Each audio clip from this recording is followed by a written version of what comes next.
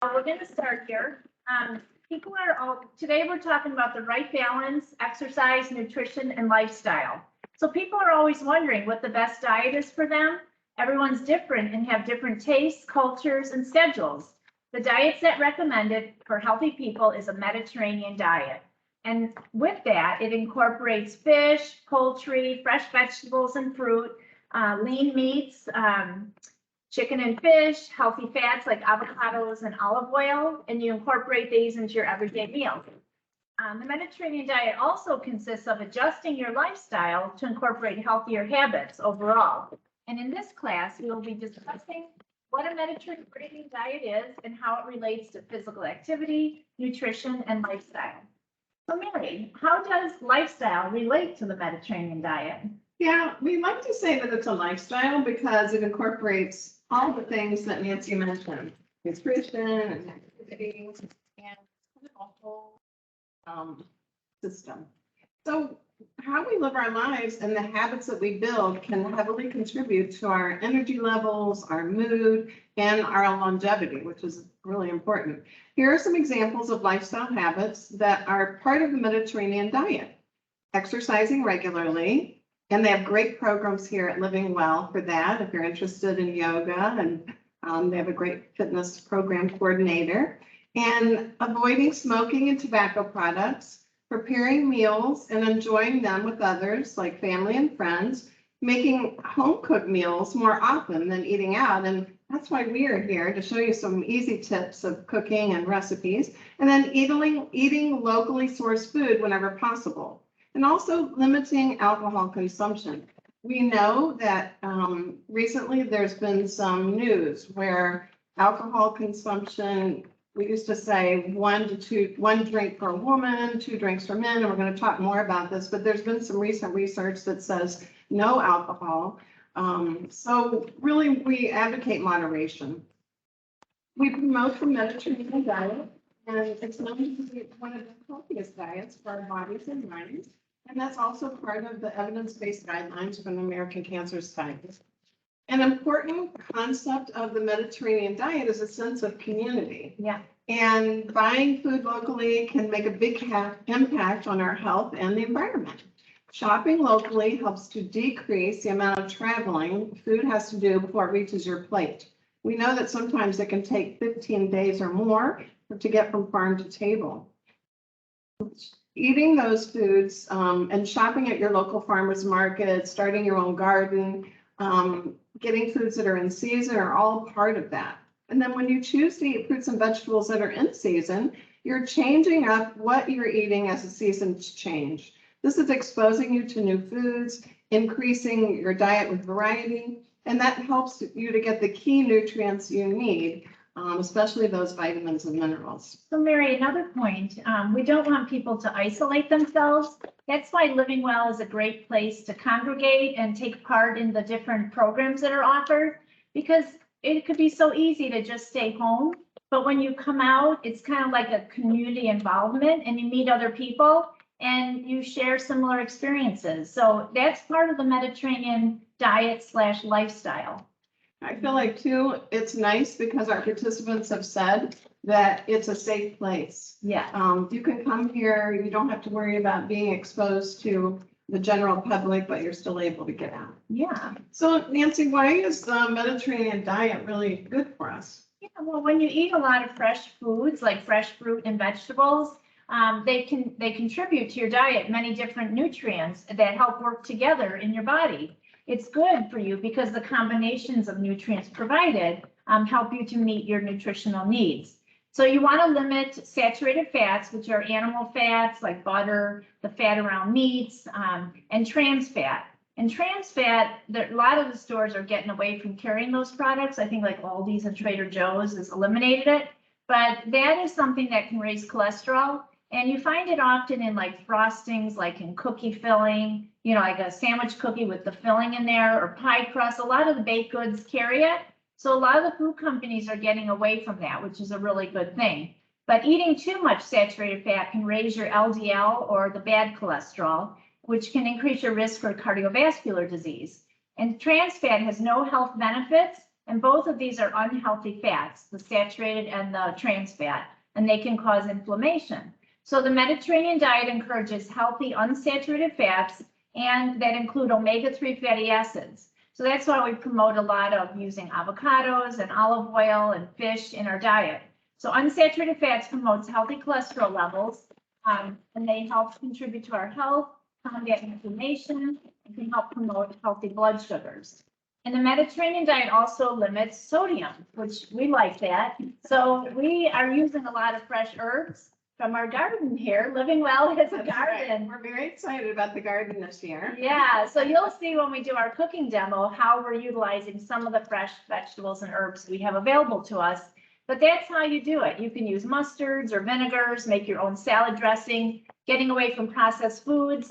You're eliminating sodium, and we try not to add salt in our cooking.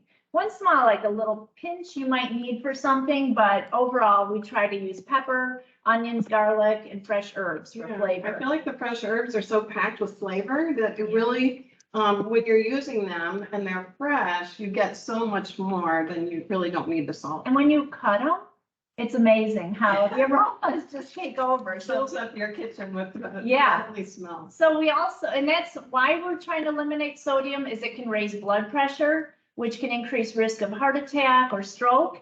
And then the Mediterranean diet also includes limiting refined carbohydrates, which can spike our blood sugars. But those foods would be like cookies and cake and sugar and sugary beverages. White bread. Yeah, white flour, white bread. So those, if you have them once on occasion, it's okay, but try not to make a steady diet of it, or to replace a healthy meal with sweets. And they give you excess calories and very little nutritional value. So lastly, the Mediterranean diet favors foods high in fiber and antioxidants, which you're getting from your fruits and vegetables, the antioxidants. And these nutrients help reduce inflammation throughout your body. And it helps with digestion, and antioxidants ward off free radicals. And overall, it can help reduce risk of cancer recurrence and other non-communicable diseases. So it's something you have in control, your diet and how you choose to eat. So Mary, what are some things that a person should avoid on a Mediterranean diet? It's a hard word. Some of the things to avoid, not only on a Mediterranean diet, but in general, are processed meats. So sometimes in moderation, we would recommend, if you're having like bacon or something like that, to get the nitrate free. But overall, we don't recommend to have that as a steady part of the diet. It can definitely. Maybe a little garnish here and there, Right, but not right. And it- plateful. Yeah, it can lead to colon cancer that we know. And then alcohol, we talked about that, as well as sugary drinks. Processed meats, such as cold cuts, are high in sodium and saturated fats, and those increase your risk of heart disease, heart attack, and stroke. And then we talked a little bit about limiting alcohol consumption. National guidelines are what we said: 1 drink per day, 4-ounce glass of wine for women, and 2 drinks for men. And the drink would include 12 ounces of beer or 1.5 ounces of distilled spirits. But we really don't recommend taking that to heart where you're having it every day. It's better to have it on a special occasion and not overdoing it. And that's a discussion with your oncologist too. Mhm. Because some doctors like, a breast oncologist will say maybe 2 drinks a week, 8 a month. So a 4-ounce size of a glass of wine, but that's up to you and your oncologist, what is right for you. So, Well, and everyone's a little bit different depending on your health and how you're. and what's going on with the person. Exactly, Yeah, exactly. yeah. We also recommend avoiding sugar sweetened drinks. These can cause the spikes in blood sugars that Nancy Mhm. mentioned earlier, and they can cause excess weight gain and lead to other health problems. So we really recommend sticking with water or unsweetened drinks. And Mary, And- what do you? She made a little drink. We did take some mint from the garden, and really you can steep it in water. I put some ice in here, but it's already melted.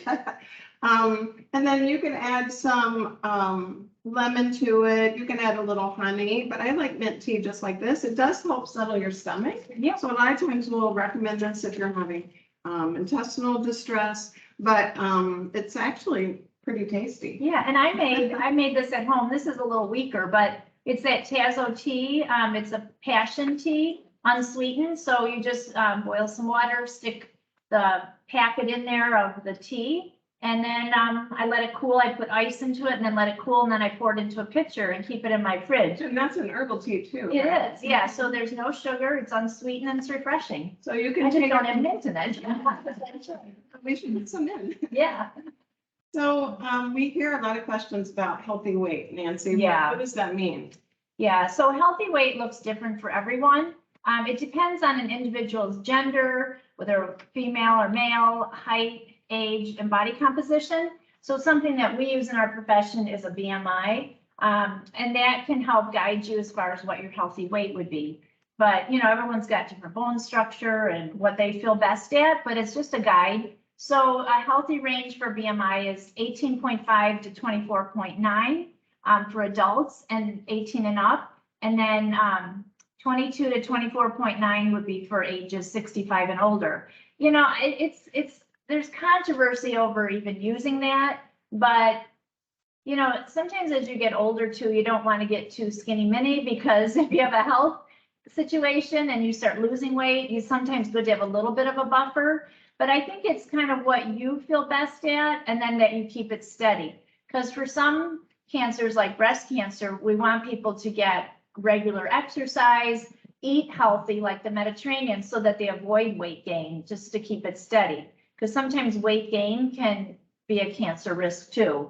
So I think it's just everyone's in tune with themselves, what they feel best at. And, you know, if you have a way of adjusting your food habits, like you learned a few things today and you're like, oh, I should get rid of that in my diet. Sometimes people, when they switch over to Mediterranean, they start losing a little bit of weight and they feel better. And sometimes people use it by how their clothes fit, but it's just good to keep track of your weight, like jump on the scale a couple times a week, just so that you're avoiding weight gain. Well, and everyone's a little different. So if you have questions about that, you can reach out to Living Well and they will let us know. If you're at the Delmer Cancer Center or the Warrenville Cancer Center, we have dietitians at both. Yeah. And Kish as well, at all the centers. So, you know, feel free to reach out to us if you have specific questions. Yeah. Yeah. All right. So Mary, why do people need to maintain a healthy weight? Yeah, well, I think you recommended that you Yeah. maintain a healthy weight for many reasons. And one of them is disease prevention. So it can really reduce the risk of heart disease, diabetes, high blood pressure, sleep apnea, gallbladder disease. I mean, the list kind of goes on and on. Yeah. There's ways related to weight that are different for different functions. So regarding heart disease, there's a waxy substance that can build up called plaque in your bloodstream, and especially in the coronary arteries. So that can block those arteries so that the oxygen-rich blood can't get to where it needs to in the body. So that's really scary.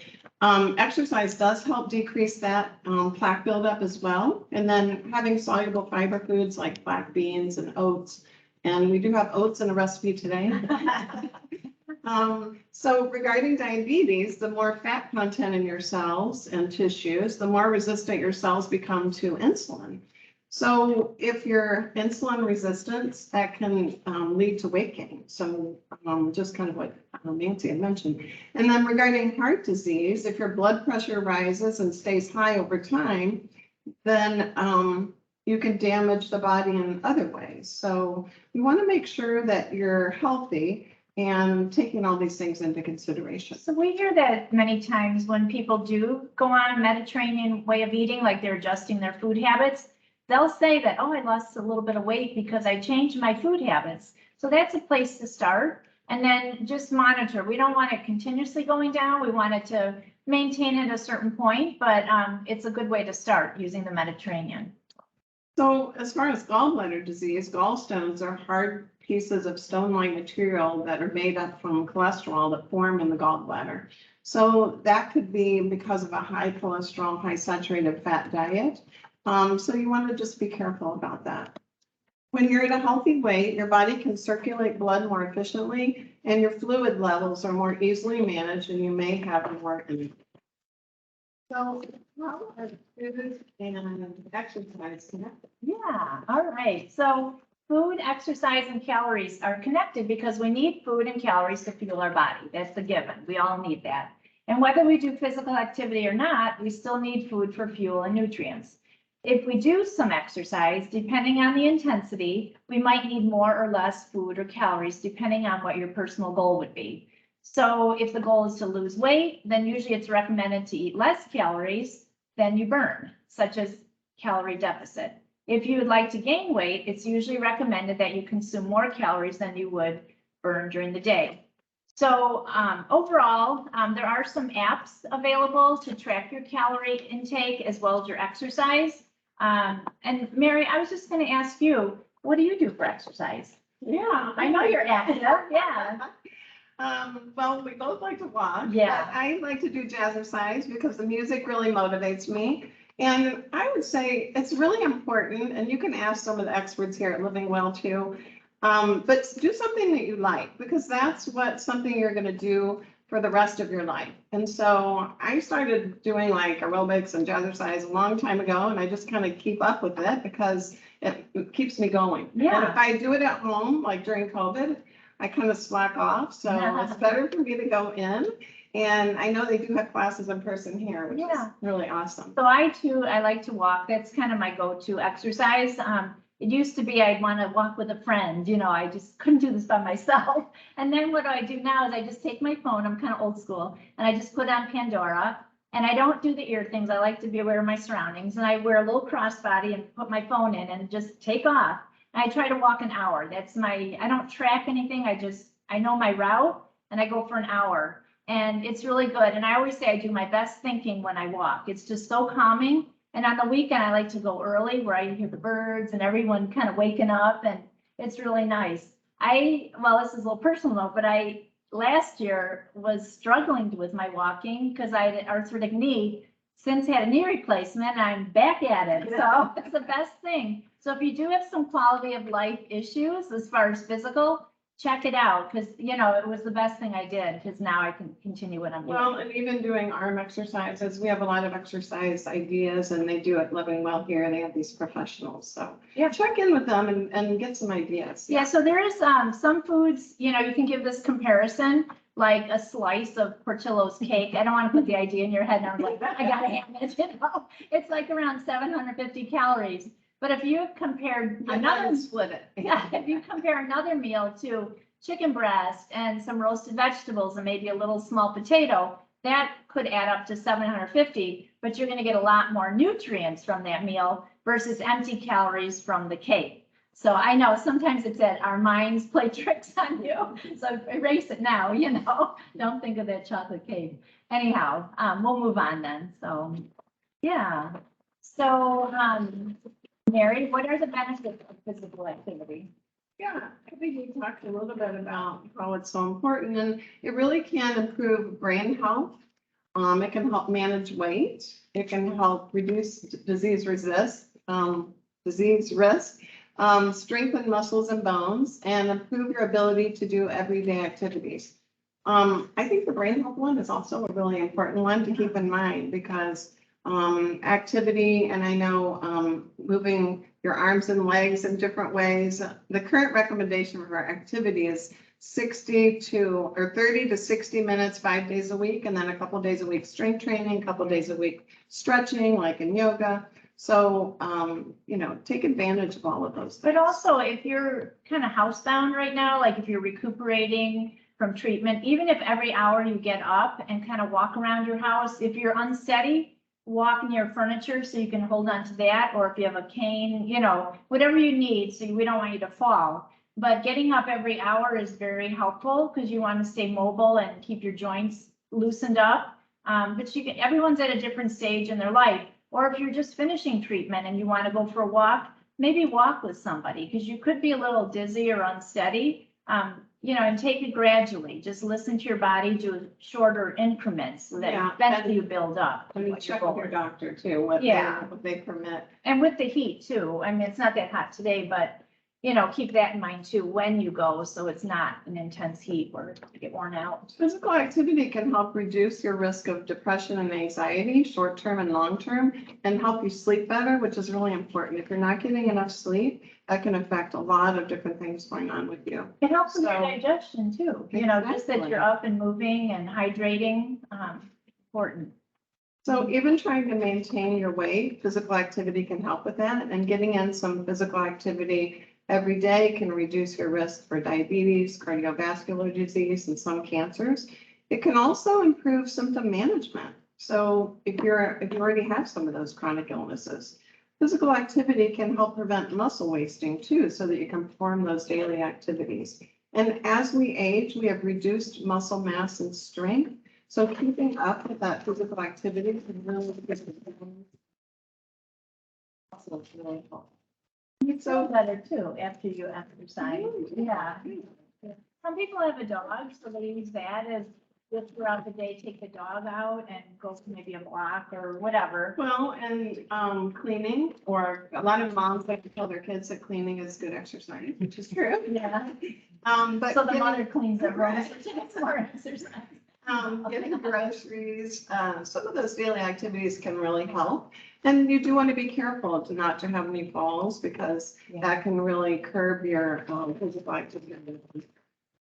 So we talked a little bit about how much physical activity, but Yeah. what do you think I mean, is the we're not the- recommendation? We're not the experts on it, but Right, some is better than none. So start somewhere and try to do it daily, because I know with walking, if I do it every day, it feels like it's an automatic. It's part of my everyday mantra, I call it. So it becomes a habit.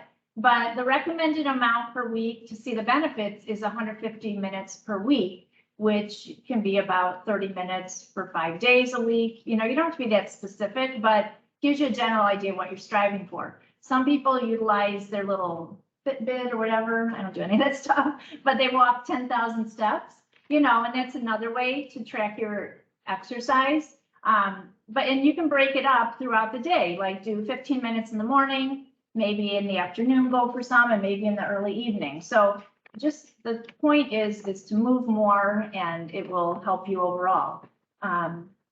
Yeah, so basically that. yeah, maybe just, and like you said, I like how you said about being flexible, because, for you, a lot of activity might be getting up and walking to the kitchen and having your meals, and that's fine too. And right now with the poor air quality, you kind of have to be really careful. I know I have asthma and I can feel it, the smokiness. So, keep that in mind too. There's a lot of things to consider, but anyhow. So, what counts as physical activity? Well, we talked a little bit about just getting up and walking around, or doing cardio, like jazzercise. But, any of those activities, dancing, walking, riding a bike, water aerobics, which is really good for people that have joint Or issues. swimming. Playing doubles, and pickleball is really popular now. But I heard there's a lot of injuries with it. I was on the news. But yeah, it's a start, yeah. So, you want to these are some examples of moderate intensity aerobic physical activity. And so that means you're working hard enough to raise your heart rate and break into a sweat. Some examples of really vigorous intensity are jogging, running, swimming laps, riding a bike, fast over hills, playing basketball. That means you're breathing hard and fast, and your heart rate's gone up quite a bit. And you can't really talk when you have that. Yeah, Right. yeah. So, you want to do the talk test, just like Nancy said, without pausing. And if you're not able to pause, then it's more vigorous. And a rule of thumb is 1 minute of vigorous intensity equals about 2 minutes of moderate intensity. Really, if you can just move a little bit more, then that'll be helpful. Mhm. Yeah, and it's not for everybody. You will know your own intensity, or just getting out every day is fine, and it may not be the right thing for you to be real intense. So listen to your body like you need to, but exercise does help with fatigue too. So it's another way to manage that. Yeah, so is there, good, we talked about managing stress too, Yeah. and that's part of our survivorship roles. Yeah. Is there good stress and Yeah. bad stress? So everybody has life stress, and it's makes you appreciate the good when you have the life stress that you might think, oh, why is this happening, but you get through it and it helps you appreciate the good. But in short, there is good stress and long-term or bad stress. Each person's different in how they respond to different types of stress. I feel like that exercise is a good way to relieve stress. Some of the good stress, it could actually be like that fight or flight response, which is nature's fundamental survival mechanism. So if it's short-term stress and coupled with immune activation during surgery or vaccination, the immune response is enhanced. So benefits of short-term stress might translate to better mental or physical performance. Some examples might be getting a new home, like it's very exciting, getting a new job, welcoming a new baby, competing in a board game, or going on a first date. Like those are natural stresses and your body responds to it, and that's a good thing. But then there's stressors that can quicken your pulse and cause a surge in your hormones, which might be the feeling of threat or fear. Bad stress or chronic stress can have detrimental effects on your health. Some examples of chronic stress include difficulty with relationships or financial stress, work stress, health problems, or loss of a loved one or loss of a job even. Chronic stress can cause headache, insomnia, weight gain, anxiety, blood pressure, poor concentration, decreased performance, and pain. And high amounts of chronic stress is associated with increased biological aging. So it's not easy when you're going through something like this, but even when you're going through treatment, we always say protect up here. Like you need to find ways to flip situations, to look for a silver lining. But you have to deal with the stress, but you don't want to stay in that stress level all the time, because that's where that inflammation comes from. And maybe going to talk to somebody is very helpful, or living well has counselors, because sometimes you can't do that all on your own. And it's hard for your health if you're having those problems. You have those great support groups. Yeah, which is nice. Yeah. And sometimes talking to a friend just to get it out is helpful, someone else's perspective.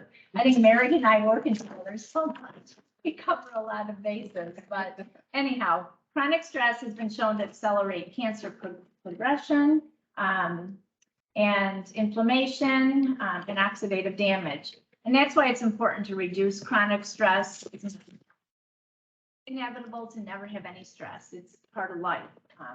But we all need to manage it and help keep it reduced and try to avoid the chronic stress. So it's part of life, but it's not always pleasant when you're going through it. So Mary, how will stress reduction help someone's overall health? Yeah, if you are taking some of those tips, it can really help you sleep better. It does help with weight control because you have less of a hormone imbalance. You have less muscle tension, which can help with sleep too. It can reduce your risk for disease. So I think that's why it's part of the evidence-based information from the American Cancer Society is to manage the stress, because it can affect your health. And it can affect depression too. And if you get to that point where you don't even want to take a shower and get dressed, because those kind of things every day help us elevate our mood and feel ready for the day and get out. So sometimes it's just taking a step back, and it's not easy, but finding ways to move forward.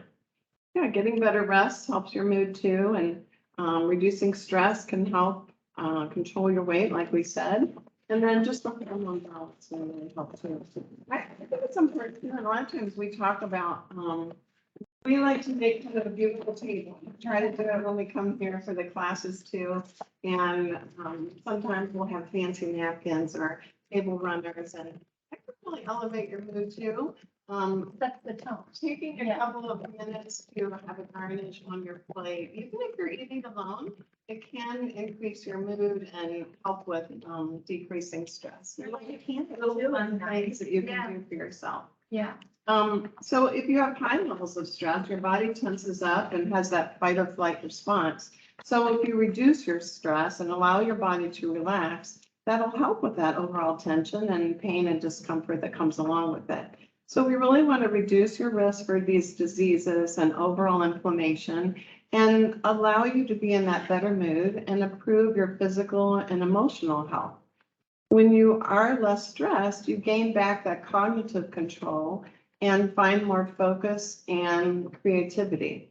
So allowing yourself that good rest, will reduce that risk and help you overall increase your happiness. I was, when we were talking about this particular part, I think about art too, the art classes Oh, that they yeah. have here, because Mhm. I really like crafts and doing things with my hands, and that helps me reduce stress, Or so. cooking. Yeah, Yeah. obviously cooking. Yeah, but I was gonna say too, like, if you are having trouble with stress, our counselors here, stress and lack of sleep, because lack of sleep is terrible, it's hard to function. And I know there's tips like don't look at your phone, like as you get closer to bedtime. My good tonic is a book, and then I'm out. But, not doing some of those stimulating things later in the evening or checking emails, because then if you have a problem, from the email, then you're thinking about it and it's hard to fall asleep. So sometimes we gotta trick ourselves and kind of set the tone for allowing ourselves just to go to bed and sleep. And Are there other ways to reduce stress? I mean, exercise is gonna help, eating healthy. Yeah, oh, I'm sorry. Anyhow, everyone likes to de-stress in different ways. Some people like to meditate. They go for walks, they can paint, do a puzzle, cook, or garden. Some people journal. Planning and preparing ahead of time can help you manage your stress. Then that's what we are too. We're planners. So when we were figuring out what we need to bring here today, we put it in the car the night before. So you didn't have to be thinking, oh, I can't forget this, this, and this. I do that in my life a lot, just like either put it by the door or put in my car, just so I'm not having to worry about forget something. Well, and planning meals ahead. Yeah. Then you don't have to come home and think, what am I gonna eat? Or I'm making just a gonna grocery list. pick up something Yeah. on the way home that may be higher in saturated fat. Yeah. If you're planning ahead and have those meals kind of ready, that's helpful too. Yeah. Yeah. So relaxation with deep breathing or meditation can help reduce your stress. I do like, there are a couple of apps that, are interesting to home. Oh, And I've seen them as commercials by Yeah, TV. and also Headspace, if you've ever, looked into either of those. I didn't think I would like the Headspace one, because I like to be moving around, but it's really helpful. And Yeah. they're free. But journaling, like writing down how you feel, might help you find a solution, can help you prepare for that stress. Stretching and relaxing your muscles, taking a hot shower or even taking a bath if you're able to, is very stressed. You can set the tone with a little candle, or some people put Epsom salt in the water. It's just find a way that you like to relax and just cut yourself off from society, like I just don't bother me for X amount of time. And then of course the physical activity daily is another great way to reduce stress. And then maintain your weight, so you're not having to worry about that. That can be a stressor to people. And let's see what else. Yeah, and diet can help create that balance of healthy eating, reduce stress. And lastly, get support when needed can help reduce stress. Talking with your family and friends about what is stressing you out, talking with your doctor, or even talking with a mental health professional can help with your stress. It just depends on what it is and if you need help with that. So, Mary, would you like to conclude? Yeah, I'll go get myself ready. Yeah, we're gonna do a couple of recipe demos next, but we just wanted to kind of conclude with all of these components can improve your overall health and mood. Nutrition, physical activity, and stress are all connected. Eating well balanced and the Mediterranean diet can help with managing stress and doing that physical activity. So just kind of keep that in mind. Reducing stress overall can help you feel better and can motivate you to want to be healthy. And like we mentioned from the beginning, the Mediterranean diet is a lifestyle and not only involves food, but overall health. So having a community of supportive individuals can help you on your journey, and we're here to be part of that journey with you. So thanks so much for Nancy is going to start with, we did a couple of food demos today. They're some kind of healthy, I'm gonna do a snack and Nancy's gonna have a salad. So we're gonna move around and show you those. And the recipes are on the Living Well website in the culinary nutrition section. We have a lot of recipes and we also have videos on the Living Well YouTube channel. So check those out. There's some cookies recipes. They're all Mediterranean based and we'd love to hear from you guys. So thanks for coming. I'll move over now so we can move the camera to Nancy and do some recipes for you guys.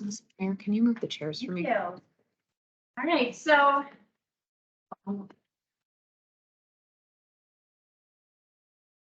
Right, so I'm just gonna start off with a bed of mixed salad greens. And I always wash them again, even though it says it's been triple washed.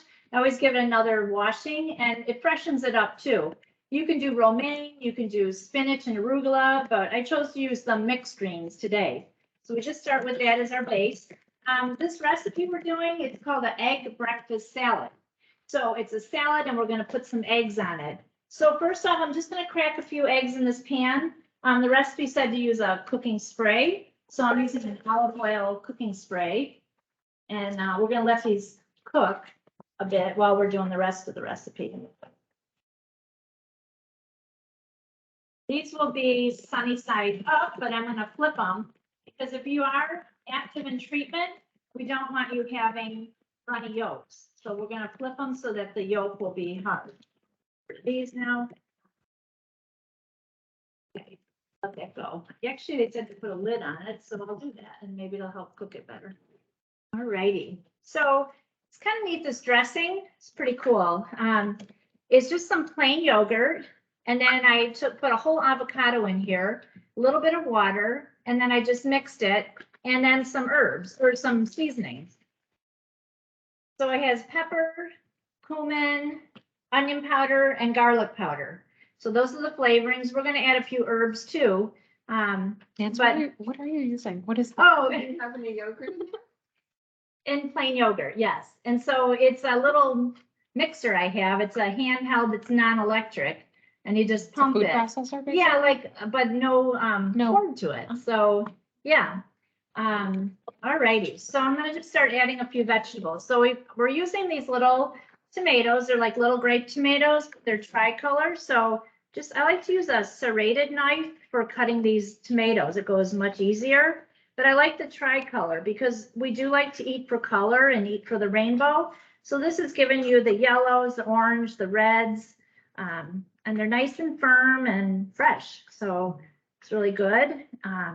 Finish this up. Put a couple more in here.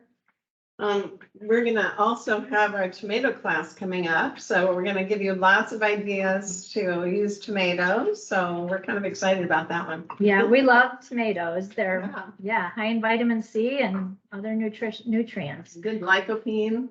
All right, so then we're gonna do a seedless cucumber. It's kind of like the English one. It's got a few little Mars on it, so I'm just gonna scrape it off so it's all. But normally I don't peel these cucumbers. They're fine just as it is. So just gonna cut it up. You can do anything you want, whatever size. I like to quarter them, a little bit easier to eat.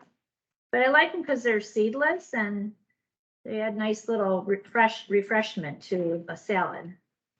And then if you do grow cucumbers, sometimes what I do, those seeds can get kind of big. Sometimes I use a core. I'll cut a cucumber in half and then core out the seeds. And I peel those cucumbers and then throw them in, and those are wonderful too. So we love using fresh vegetables. And then I'm going to add a little fruit to this too. Blueberries are so high in antioxidants. So we always like to take opportunity to add these to different dishes. And, you know, with a salad, it gives some nice sweetness too. I know in the past I've taken blueberries and put them in a little saucepan and maybe squeeze a little lemon juice in it and let it slowly cook.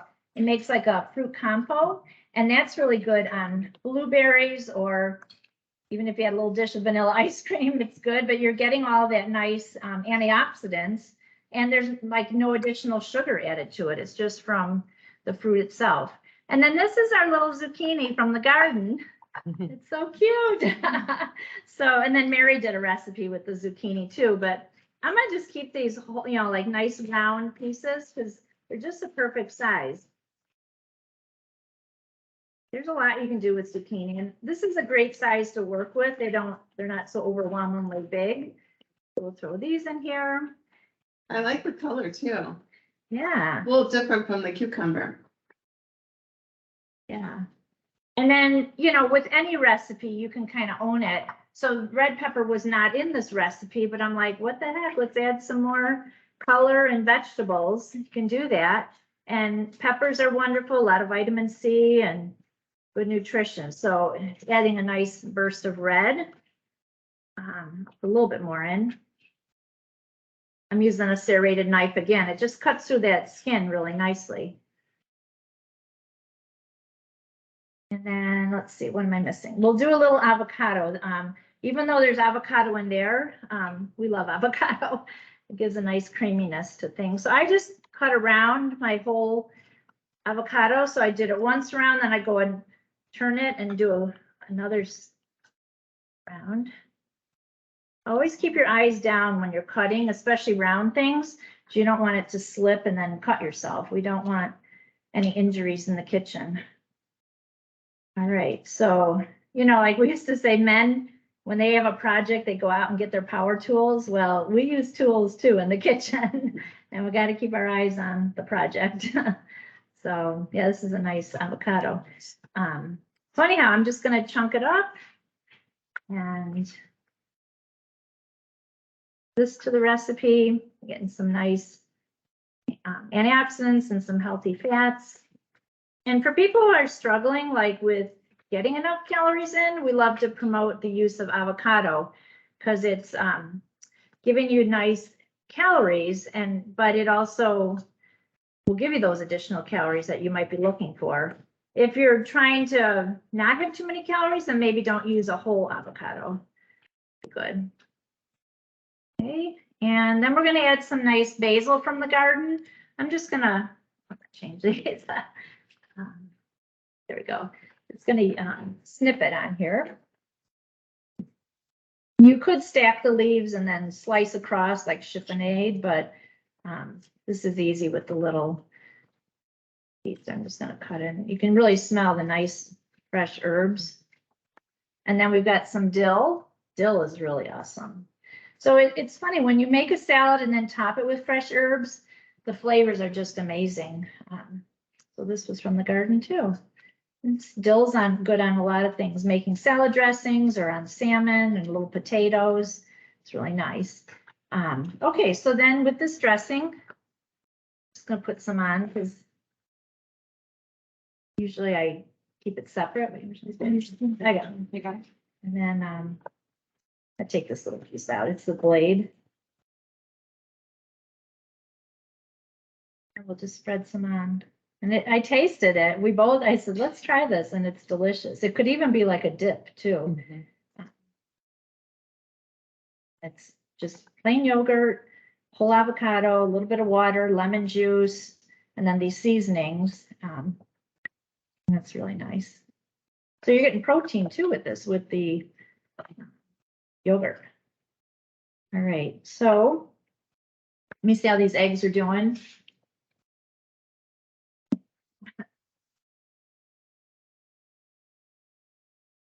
Like a big circle in here, but they look like those yellows are pretty solid. So the yolks. So I'm just gonna put it right on here. Yeah, they're solid. So then you can just lay them on here. Usually what you would do is make 4 individual bowls. And each person gets an egg, but this is fine for purposes of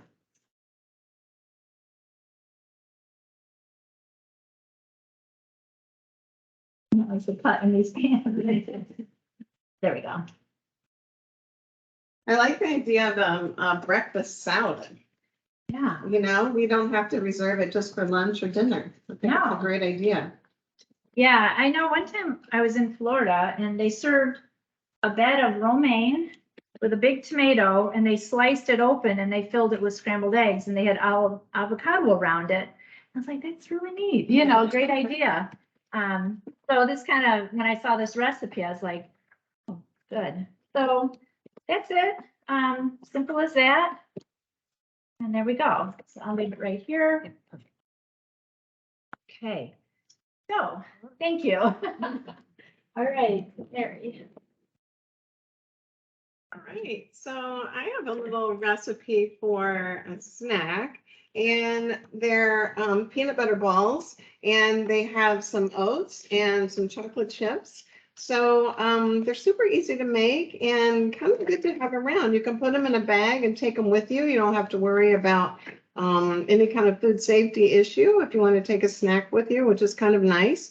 And I like this size because it's giving you a good amount of protein. So if you have a couple of them, you probably have 7 to 10 grams of protein in there, which is really awesome. So let's get started. I like to use these old-fashioned oats. They're going to have a little bit more fiber and give you a little bit more texture. And when we were trying these earlier, we noticed that it almost tasted like a Rice Krispie treat because the oats have a little bit of crunch to them and you're not cooking them. So, but it does have that good soluble fiber to help with decreasing blood cholesterol, which is really nice. So I like to use old-fashioned oats almost for anything that I'm making. So we're just going to add those in. And then we have a little bit of coconut. Now you can use the unsweetened or the sweetened, depending. Now I use the, this one has a little bit of sweetness to it because the texture it sticks together a little bit better. So for this recipe, I kind of like using this one, but you can do it with the other one too if you add a little bit more peanut butter so that it sticks together. So the next ingredient is peanut butter. And I wanted to just show you sun butter as an alternative. So this is, if you aren't familiar with it, it's made from sunflower seeds. So if there is a nut allergy, this is perfect because it's made from seeds and it's really delicious. And again, you're getting some protein because that's what we really want. You can only absorb about 30 grams every 3 hours. So you really need to spread out your protein foods throughout the day. So we're going to add in our peanut butter, which is going to give it a little bit of stick-to-itiveness to it. And then the chocolate that we're adding, you could leave it out if you wanted and just add walnuts or this recipe really can work with anything. You've got the basics here. So you could add slivered almonds, for example, or sunflower seeds or whatever you would want. The dark chocolate is what I like to use because it does have some healthy properties for your heart. And also, if you get the 70% or more, it's going to give you a little bit more chocolate flavor so that you're feeling more satiated and satisfied with the chocolate. So we're just going to dump those in. And then we are adding a little bit of vanilla. Vanilla is such a good flavor enhancer. It really adds a little bit of flavor itself, but then it also enhances that chocolate, enhances the peanut butter flavor. So I really like to add vanilla and just make sure that we're getting that too. So the recipe calls for 1/3 of a cup of honey, and we both just decided I didn't put all of that in. No. And you really don't need it.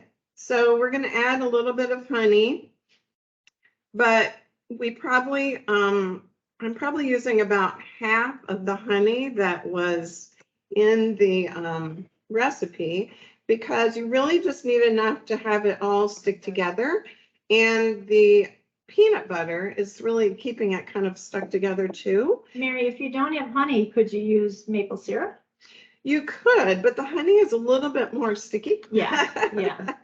And the maple syrup has a little bit more water to it. So you just have to kind of, if you like to follow a recipe exactly, this will work perfectly for you. If you like to experiment, then you could certainly do that. Or you could do like part honey and part maple syrup, because that would give it a little bit of a different flavor. But you can see that it's coming together really nicely. And I'm almost always surprised about how simple this is. But when you have all these things together, you're getting a little bit of chocolate, but you're not overdoing it with like a candy bar. And you're getting those healthy benefits from the oats, which is nice. And then really there's a little bit of sweetness so you don't feel like you have to have a huge dessert. So I usually take a spoon or a scoop and just roll it into balls. And then that's about it. Can you freeze those? So you can freeze them, and you can also you can keep them. I would say keep them during this warm weather, keep them in the fridge, but you can put them in a closed container and keep them in your fridge for a few days. But at our house, they go kind of fast. So you can tell they're really easy to make. And like I said, you are getting some of the benefits of those oats. And the peanut butter is also the healthy fat that's part of the Mediterranean diet. So those are super easy to make. This one needs just a little bit more. What do you have going on here? We were digging in the garden and found some goodies there. The peanut butter is making this a little bit messy, so I'll take those out. So we did have some zucchini in there, so I think you guys can see it. I decided to put these in as little spears, and they're because it was so small, they roasted up pretty nicely. So about halfway through, I threw in the halves of the cherry tomatoes, and then over We share here, ingredients here. Yeah. We're like, here, you know. I did put in some fresh oregano when they were roasting, which was really nice. And then we had some fresh basil here too. So we've got a beautiful garnish to show the flavors. And I also put in some pepper and then just doused it with a little olive oil. So it's super easy, but really tasty. And I love the colors of this too. You can see it's got that beautiful green from the zucchini. When they're roasted like that, they did them for 400 for probably 30 to 35 minutes. And you just want them to get a little, you can see one here, just a little bit brown, but not too much. You want it to have a little bit of texture. I don't like it to get too charred because then we have other issues. So the roasted zucchini and tomatoes is a great side, or you can add it to a pasta and make a main dish and maybe get some pesto in there for a little protein. So we don't really have a recipe on the website for this, but it's so simple. It's just, you could do it with any vegetables, cut it up, toss a little olive oil and roast it, usually 400 degrees. And then if you want to add something like the tomatoes a little bit later, it's fine. You can serve it with pasta. But we encourage use of vegetables, and this is an easy way. Let it do its work in the oven. Well, it's a perfect example too of eating local because they were ready today and we picked them and chopped them up and cooked them so that we could show them for you guys. So we just wanted to show you the final display. Yeah. So we're going to walk over here and show you everything that we have.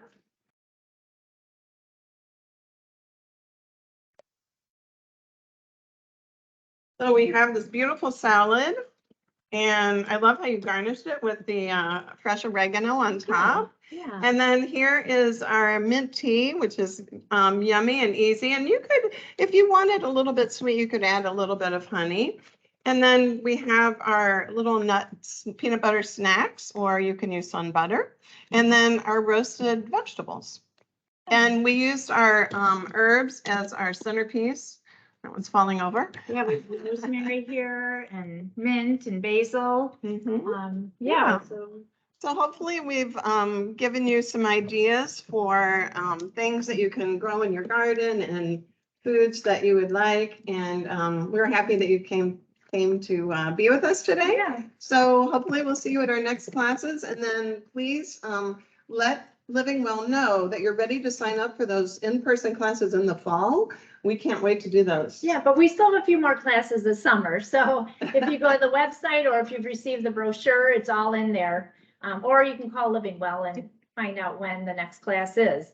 So thank you so much for joining us today, and have a great summer and a happy 4th of July. That's right. And good luck with the right balance. Yeah. All right. Thank Take you. care. Bye-bye.